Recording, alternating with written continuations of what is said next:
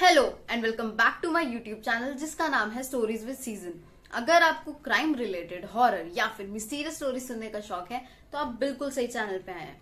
और आज की स्टोरी शुरू करने से पहले मैं आपसे रिक्वेस्ट करना चाहूंगी कि आप मेरे इस चैनल को सब्सक्राइब करें, इस वीडियो को एंड तक देखने के बाद लाइक करें, शेयर करें और कमेंट करना तो बिल्कुल भी ना भूलें। तो चलिए चलते हैं हमारी आज की कहानी की तरफ। साल 1900 में इवन बायर्स नाम के एक नौजवान काफी सारी लोगों की जलन का कारण थे। और ऐसा इसलिए था क्योंकि वो न्यूयॉर्क शहर के एक बहुत ही ज्यादा अमीर खानदान में पैदा हुए थे। इवन बायर्स ने अपनी ग्रेजुएशन कनेक्टिकट की येल यूनिवर्सिटी से पूरी की थी, जो कि एक प्रतिष्ठित आईवी लीग यूनिवर्सिटी थी। अपनी ग्रेजुएशन के बाद उन्होंने कोई भी जॉब करना जरूरी नहीं समझा, क्योंकि उनके फादर का मेटल वर्क बिजनेस था और वो बहुत ही ज्यादा अमीर थे। तो उसकी जगह उन्होंने अपना सारा ध्यान अपने प्रोफेशन जो कि था गोल्फिंग उस पे लगा दिया। और देखते ही देखते इवन बायर्स एक वर्ल्ड क्लास गोल्फर बन गए। उन्होंने 1906 में यूएस एमेच्योर टूर्नामेंट को जीता, जो कि एक बहुत ही बड़ा एमेच्योर टूर्नामेंट था। इस टूर्नामेंट को जो भी जीता था वो आगे जाके एक प्रोफेशनल गोल्फर बन जाता था। और इवन बायर्स भी ऐसा कर सकते थे अगर उनके फादर उनको अपना मेटल वर्क बिजनेस ना थमाते तो इवन बायर्स ने अपने फादर का जो बिजनेस था उसे एज अ चेयरमैन ज्वाइन कर लिया। और देखते ही देखते रातों रात इवन बायर्स रिच से बहुत ही ज्यादा रिच हो गए। उन्होंने यूके और अमेरिका में अलग अलग जगह पे अपनी बहुत सारी प्रॉपर्टीज खरीदना शुरू कर दिया। इतना ही नहीं, वो काफी ज्यादा पावरफुल और अमीर लोगों के साथ बैठने और उठने लग गए। बेसिकली इवन बायर्स की लाइफ बहुत ही ज्यादा परफेक्ट चल रही थी अंटिल 1927। 1927 में इवन बायर्स 47 इयर्स ओल्ड हो गए थे और उन्होंने कुछ टाइम के लिए लोगों के साथ उठना बैठना और घूमना फिरना बंद कर दिया था, क्योंकि उन्हें कनेक्टिकट येल यूनिवर्सिटी में हो रहे फुटबॉल मैच को अटेंड करना था। तो उसके लिए वो एक ट्रेन में चढ़ते हैं, कनेक्टिकट पहुंचते हैं। कनेक्टिकट पहुंचने के बाद वो अपनी येल यूनिवर्सिटी जाते हैं, वहां पे वो फुटबॉल मैच को देखते हैं। मैच खत्म होने के बाद वो वापस से स्टेशन जाते हैं, अपनी ट्रेन में बैठते हैं और अपने घर जो कि पिट्सबर्ग में होता है वहां के लिए निकल जाते हैं। इवन बायर्स ने फर्स्ट क्लास टिकट खरीदी थी और उनके कंपार्टमेंट में बंक बेड्स लगे हुए थे, ताकि जो पैसेंजर्स हैं वो आराम से सोते हुए अपना सफर पूरा करें। और उनका जो बंक बेड था वो सबसे ज्यादा ऊपर था। तो इवन बायर अपने बंक बेड पे चढ़ जाते हैं और वो गहरी नींद में सो जाते हैं। सफर के दौरान इवन बायर्स आराम से अपनी नींद पूरी करते हुए जा रहे होते हैं और सोते सोते वो एक करवट ले लेते हैं। करवट लेने की वजह से वो सीधा बंक बेड से नीचे गिरते हैं और नीचे गिरने की वजह से जो इम्पैक्ट होता है उससे इवन बायर्स की नींद खुल जाती है।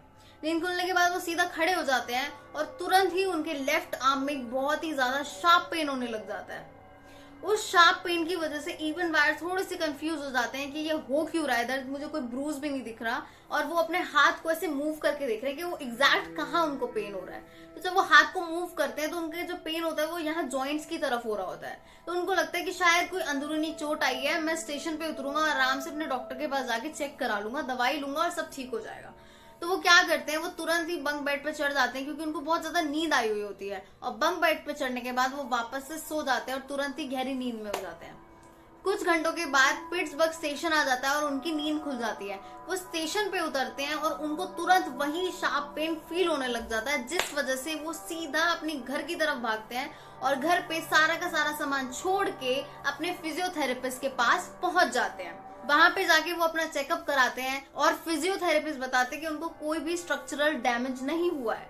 लेकिन इवन बायर्स बार बार कंप्लेन कर रहे होते हैं कि मेरे दर्द हो रहा है, यानी कि कोई ना कोई प्रॉब्लम जरूर है। तो इस पर उनके फिजियोथेरेपिस्ट उनको एक दवाई रिकमेंड करते हैं और वो कहते हैं कि ये एक हेल्थ टॉनिक है और ये इतना ज्यादा चमत्कारी है कि जब आप इसको खाते हो तो उसको खाने के तुरंत बाद से ही आपकी जो भी प्रॉब्लम होती है शरीर में वो ठीक होना शुरू हो जाती है। लेकिन ये जो टॉनिक है वो काफी ज्यादा एक्सपेंसिव है, बट मैं गारंटी देता हूँ कि ये आपकी सारी प्रॉब्लम सॉल्व कर देगा। ये बात सुनकर इवन बायर्स काफी ज्यादा एक्साइटमेंट में आ जाते हैं और उस दवाई को खरीदने के लिए राजी हो जाते हैं। तो वो सीधा डॉक्टर से प्रिस्क्रिप्शन लेके मेडिकल स्टोर पहुंचते हैं और मेडिकल स्टोर पहुंच के वो रेडिथोर नाम की उस दवाई को खरीद लेते हैं और वो बहुत ही ज्यादा एक्साइटमेंट में होते हैं। तो उसको खरीदने के बाद वो सीधा घर पहुंचते हैं और डॉक्टर ने उनको उस दवाई को एक दिन में 1 चम्मच पीने को बोला होता है।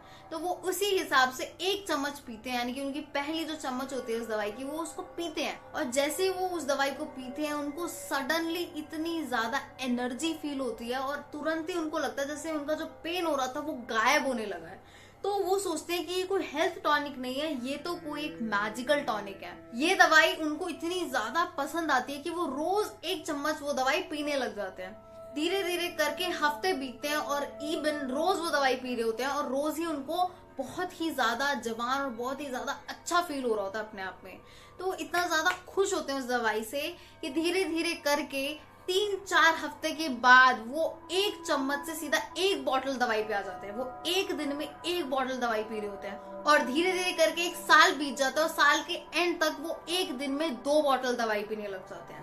3-4 साल बीत जाते हैं इवन बायर्स को ये दवाई लेते हुए और 3-4 साल बाद 1931 में अचानक से इवन बायर्स की नीचे वाली जॉ गिर जाती है। तो ऐसा क्यों होता है? वो कौन सी टॉनिक पी रहे होते हैं जिससे उनकी पूरी जॉ नीचे गिर जाती है? इवन बायर्स जिस दवाई को पिछले 3-4 साल से हेल्थ टॉनिक समझ के पी रहे होते हैं वो बेसिकली रेडियम प्लस वाटर होता है। Just radium plus normal water वो दवाई होती है वो जो 3-4 साल से पी रहे होते हैं और वो एक दिन में 3 बॉटल दवाइयां पीने लग जाते हैं धीरे धीरे करके। और पिछले 3-4 साल के अंदर वो पूरी 1400 बॉटल्स खत्म कर देते हैं पी के, क्योंकि उनको इतना ज्यादा अच्छा अंदर से फील हो रहा होता है कि उनको लग रहा होता है कि ये कोई मैजिकल पोशन है जिससे शायद मैं बूढ़े से जवान हो जाऊंगा। तो वो इस वजह से इस लालच में इतनी ज्यादा बॉटल्स ऑफ रेडियम पी जाते हैं और उनको कोई आइडिया नहीं होता वो कितने ज्यादा टॉक्सिक सब्सटेंस को अपने अंदर ले रहे हैं, वो भी इतने सालों तक। सिर्फ उनकी जॉ नहीं गिरी थी, इवन बायर्स के अंदर के ऑर्गन्स तक डिसॉल्व होने लग गए थे, वो गलने लग गए थे अंदर से। और जब उनका जबड़ा नीचे गिरा था तब उनको कुछ भी फील नहीं हुआ था, क्योंकि उनकी जो नर्व्स थी अंदर की वो ऑलरेडी डिसॉल्व हो चुकी थी, ऑलरेडी गल चुकी थी, खराब हो चुकी थी। उनके बॉडी के सारे पार्ट गलने और सड़ने लग गए थे। इतना ही नहीं, उनका जो स्कल था उसके ऊपर इतने बड़े बड़े छेद हो गए थे कि आप बाहर से उनके दिमाग तक को देख सकते थे। इवन बायर्स की शक्ल एक हैंडसम मैन से एक ज़ॉम्बी जैसी हो गई थी। उनकी जॉ गिरने के बाद उन्होंने काफी सारी सर्जरीज कराई अपनी फेस पे ताकि वो इतने बुरे ना लगे जितने वो जॉ गिरने के बाद लगने लगे थे। इतनी सारी सर्जरीज होने के बावजूद भी उनकी जो बॉडी पे जो स्किन थी और जो अंदर के ऑर्गन्स थे वो गलना बंद नहीं हुए, उनकी नर्व्स भी गलना बंद नहीं हुई और इन दी एंड 1932 में इवन बायर्स की इतने सारे रेडियम की वजह से मौत हो गई। इवन बायर्स के लिए एक स्पेशल कॉफिन बनाया गया था ताकि उनकी बॉडी को दफनाया जा सके, क्योंकि उनकी बॉडी के अंदर जो रेडियम था वो एक्टिव था और वो अगले कितने ही डेकेड्स के लिए एक्टिव रहने वाला था। और आज भी उनके रिमेन्स में उतना ही रेडियम एक्टिव है जितना उनके मरने के समय पे था और वो न जाने कितने और सालों तक एक्टिव रहने वाला है। 1920s में रेडियम के बारे में ज्यादा कुछ रिसर्च नहीं की गई थी, जिस वजह से 1920s के जितने भी ब्यूटी प्रोडक्ट्स थे और जितने भी ये सब प्रोडक्ट्स आते थे वो सब में रेडियम यूज किया जाता था। और रेडियम को जो साइंटिस्ट थे वो ये कहते थे कि ये कहीं ना कहीं तक हेल्दी है यूज करने के लिए, अगर इसे ठीक तरीके से यूज किया जाए। हिस्ट्री में रेडियम को इस तरीके से यूज करने की वजह से कितनी ही मौतें हुई थी और वो बहुत ही ज्यादा भयानक मौतें थी, जिनमें से एक केस रेडियम गर्ल्स का भी था।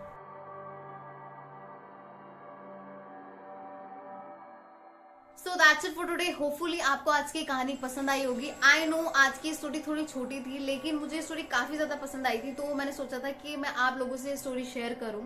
तो अगर आपको मेरा स्टोरी सुनाने का तरीका पसंद आ रहा हो तो प्लीज मेरे इस चैनल को सब्सक्राइब करें, इस वीडियो को लाइक करें, शेयर करें और कमेंट करके अपने रिव्यू देना ना भूलें।